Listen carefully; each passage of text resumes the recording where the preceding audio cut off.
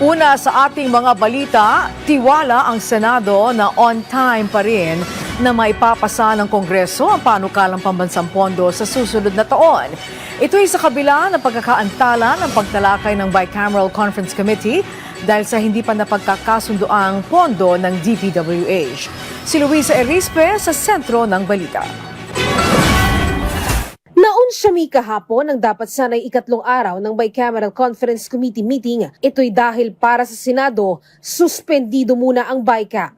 Deadlock na kasi ang diskusyon sa budget ng DPWH. Gusto nila mapag-aralan muna ito. We can call it deadlock on that aspect kasi ang Senado very firm na ayaw namin ng overpriced items. Postpone muna yung BICAM today para ma-resolve itong issue with the House and also with DPWH. Ang issue, gusto ng DPWH maibalik ang tinapyas ng Senado na 45 billion pesos na budget pambili ng materyales sa ilang proyekto ng ahensya.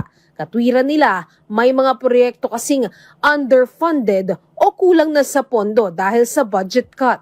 Suportado ng Kamara ang DPWH pero ang Senado nagtataka. DPWH naman mismo ang unang pumayag na babaan ang presyo ng mga materyales base sa isinumitin nilang Construction Materials Price Data o CMPD.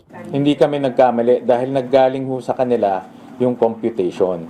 In-apply lang ho namin. Kampante kape na yung application namin ay naayon sa dokumento na ibinigay sa amin ng DPWH. Kaya naman, aaralin muna ng Senado ang inilatag ng DPWH. Kausap na nga raw ni Senator Sherwin Gatchalian si Secretary Vince Dizon para plansyahin ito. Pero naghahanap tayo ng solusyon. Ako, committed ako maghanap ng solusyon.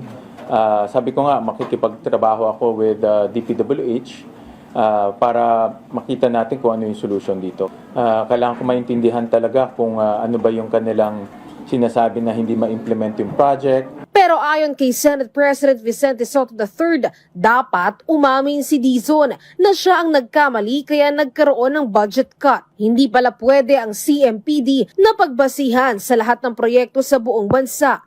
Pero sa Senado, si Dizon na mismo ang pumayag na gamitin ito across the board.